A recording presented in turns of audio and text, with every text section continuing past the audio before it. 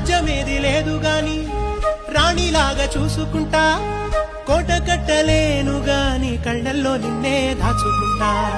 రాత ఎట్లా రాసి ఉన్నా ఆ మార్చి నీతో రాసుకుంటా. స్వర్గమంటూ ఉన్నదంటే అది నీతోనే ప్రతిరోజు పంచుకుంటా.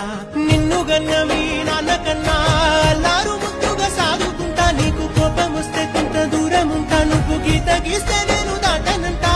కంట నీరు కంటి రెప్ప దాటకుండా కాటుకై కావలుంటా.